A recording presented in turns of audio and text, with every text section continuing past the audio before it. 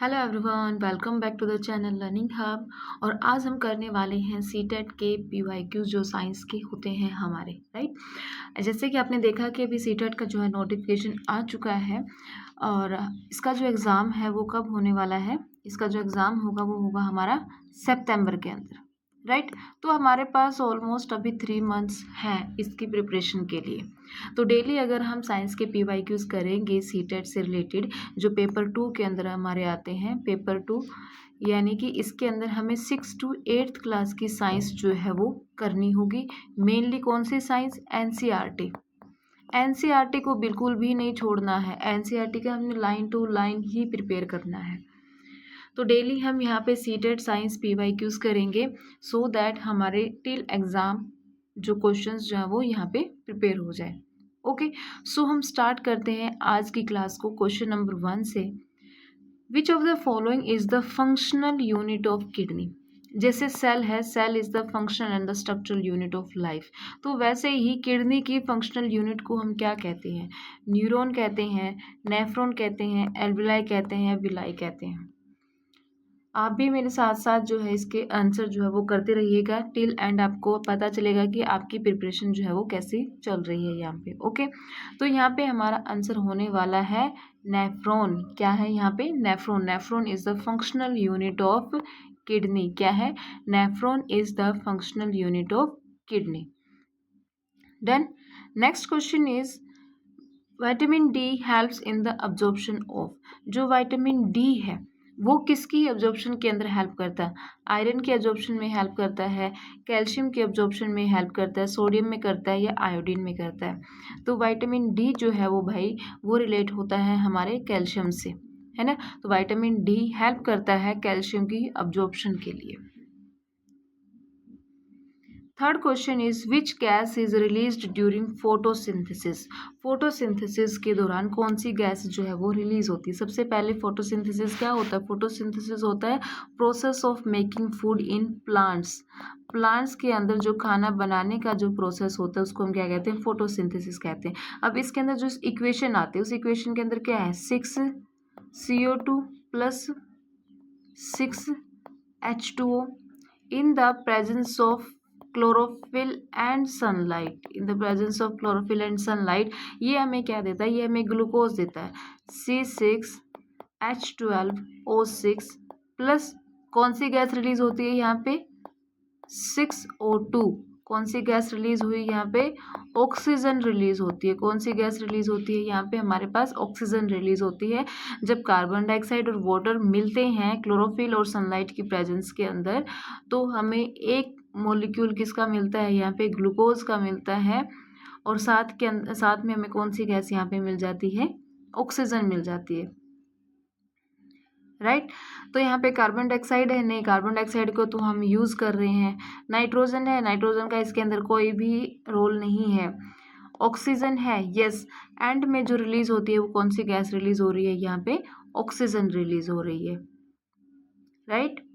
Next is the process of conversion of liquid into vapour. पहले क्या था? पानी था। पानी जो है वो वेपर के अंदर कन्वर्ट हो गया है, तो उस प्रोसेस को, उस कन्वर्जन को हम क्या कहेंगे? कंडेंसेशन कहेंगे। कंडेंसेशन तो उल्टा होता है ना। सब्लिमेशन कहेंगे? नहीं कहेंगे। इवापोरेशन क्या कहेंगे हम इसको? इवापोरेशन। जब हम लिक्विड को बॉईल करते हैं, जब हम लिक्विड को बॉईल करते हैं तो लिक्विड वेपर के अंदर चेंज होना स्टार्ट हो जाता है and that process is known as the evaporation. That process is known as the evaporation. Freezing तो फ्रीज होना होता है। Next is the which of the following is a communicable disease? Communicable disease कौन सी होती हैं? जो ट्रांसफर होती है from one person to the another, है ना। एक पर्सन को हो रखी उसके साथ में दूसरा बैठा है और उसकी वजह से इसको भी हो जाती है, जैसे कि कोल्ड होता है, जुकाम, कोल्ड, है ना।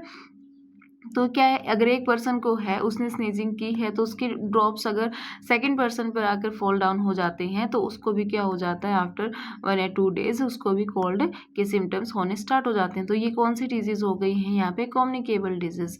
तो इनमें से कौन सी कम्युनिकेबल डिजीज़ है? डायबिटीज़ है? नहीं। हाइपरटेंशन है? नहीं। ट्यूबरक्लोसिस या फिर कैंसर? कैंसर भी कम्युनिकेबल डिजीज़ नहीं है, तो हमारा ऑप्शन जो है वो लेफ्ट रह जाता है C, that is the tuberculosis. Okay, next is the SI unit of force.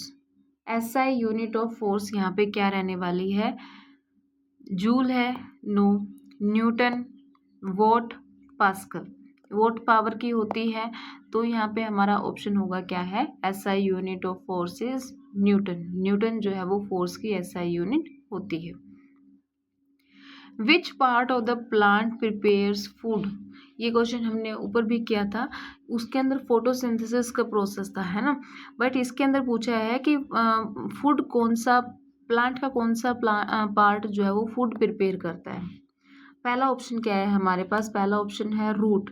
Root का काम क्या है? ये वाटर को ऑब्जॉर्व करता है। क्या करता है ये? वाटर को ऑब्जॉर्व करता है, तो इसके अंदर आएगा वाटर ऑब्जॉर्प्शन। स्टेम क्या है? स्टेम जो है वो स्ट्रेंथ प्रोवाइड करता है। स्टेम क्या है? स्ट्रेंथ प्रोवाइड करता है। लीफ, फ्लावर, फ्लावर क्या है? ये रिप्रोडक्टिव यूनिट होती है प्लांट की। Flower is the reproductive unit of plant, है ना, क्योंकि इसके अंदर हमारे पास मेल एंड फीमेल दोनों पार्ट्स होते हैं जो आगे रिप्रोडक्शन करके एक न्यू प्लांट बनाते हैं, है ना। तो रूट का काम क्या होगा? Root of water absorption. Stem का काम होगा स्ट्रेंथ प्रोवाइड। तो हमारा ऑप्शन जो बचता है वो क्या है? लीफ, क्योंकि इसके पास क्या प्रेजेंट होता है? इसके पास प्रेजेंट होता है क्लोरोफिल। इसके पास क्या प्रेजेंट होता है? क्लोरोफिल प्रेजेंट होता है, जो हेल्प करता है in the preparation of food. Then option number C is the answer. Next is the sound can't travel through. Sound कहाँ से ट्रेवल जो है वो नहीं करती? सॉलिड से ट्रैवल करती है साउंड, लिक्विड से ट्रैवल करती है साउंड, गैसेस से करती है या वैक्यूम से करती है? साउंड कैन नोट नहीं पूछा है इसने कि साउंड कहाँ से ट्रैवल नहीं करेगी। तो साउंड जो है वो हमारी ट्रैवल नहीं करेगी वैक्यूम से। कहाँ से ट्रैवल नहीं करेगी? वैक्यूम से जो है वो साउंड हमारी ट्रैवल नहीं करती है। Next is the blood vessels carrying blood from heart to body. From heart to body. अब हार्ट से ब्लड कहाँ जा रहा है? बॉडी की तरफ जा रहा है, यानी कि हार्ट से अवे जा रहा है। हार्ट से क्या है? दूर जा रहा है। हार्ट से बॉडी की तरफ जा रहा है, यानी कि जो ब्लड है वो कहाँ जा रहा है? अवे, दूर जा रहा है। तो ए से अवे हो जाएगा और ए से हमारा क्या आ जाएगा? आर्टरीज आ जाएगी। ए से अवे और ए से आर्टरीज। तो ऑप्शन हमारा क्या हो जाएगा यहाँ पे? बी हो जाएगा। ये ट्रिक है इस चीज़ को याद करने की। जब इसने बोला है कि blood vessels carrying blood from heart to body, heart से बॉडी की तरफ जा रहा है, यानी कि हार्ट से दूर जा रहा है, अवे जा रहा है, तो ए से अवे और ए से यहाँ पे आर्टरीज हो जाएंगी। Done. Next is the which of the following is an example of irreversible change. इनमें से कौन सा एग्जाम्पल है इरिवर्सिबल चेंज? इरिवर्सिबल चेंज मतलब जो दोबारा चेंज नहीं होगा। Can't change to its back position, मतलब दोबारा से अपनी पीछे वाली पोजीशन के अंदर नहीं आएगा। मेल्टिंग ऑफ आइस, अगर आइस मेल्ट हो जाती है तो इसको हम फ्रीज में रख देंगे तो दोबारा से आइस बन जाएगी, तो ये तो क्या हो गया? रिवर्सिबल प्रोसेस हो गया, है ना। Boiling of water, boiling of water भी अगर हम वाटर ठंडा हो जाता है तो दोबारा से बॉईल कर सकते हैं, तो ये भी रिवर्सिबल के अंदर आ गया। नेक्स्ट क्या है? Burning of paper, freezing of water. तो यहाँ पे जो ऑप्शन नंबर सी है वो क्या हो जाएगा? हमारा इरिवर्सिबल चेंज है, क्योंकि अगर हम पेपर को बर्न कर दिया तो उसका जो प्रोडक्ट होगा वो एस के अंदर कन्वर्ट हो जाएगा, जो कि हम दोबारा पेपर नहीं बना सकते हैं उस चीज़ से, है ना। So option number C is the example of irreversible change. Next is the image formed by a plane mirror.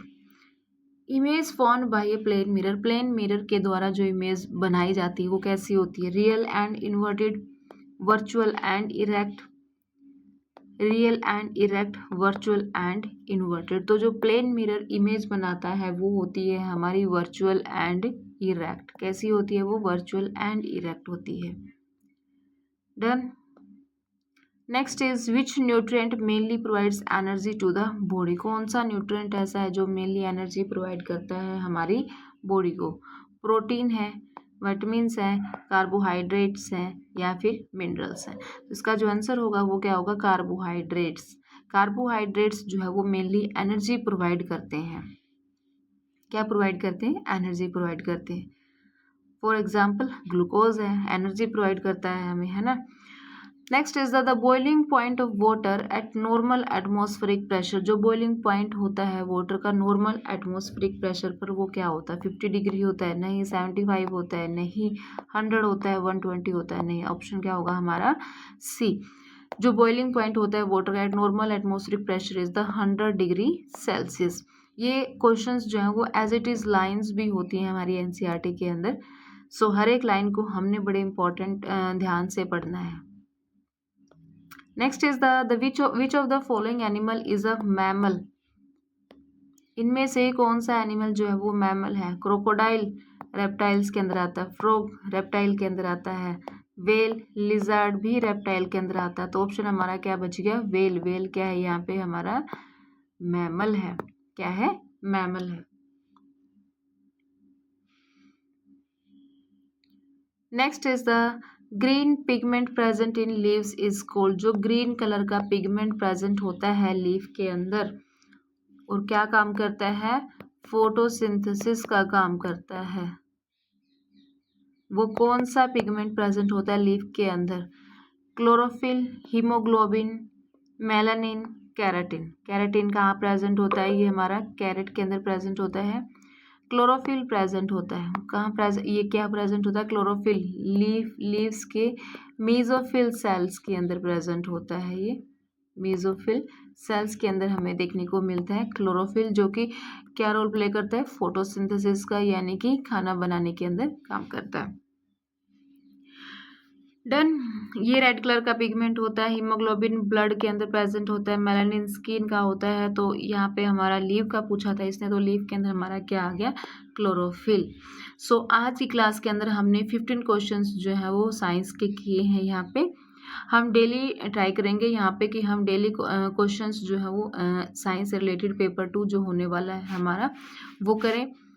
Okay. अगर आपको ये क्वेश्चंस अच्छे लगते हैं और आपके कितने क्वेश्चंस इसके अंदर करेक्ट हुए हैं, और अगर आपको कोई क्वेरीज है इन क्वेश्चन से रिलेटेड, तो आप मुझे कमेंट सेक्शन के अंदर मैसेज कर सकते हैं, राइट। तो चैनल को सब्सक्राइब कीजिएगा, शेयर कीजिएगा एंड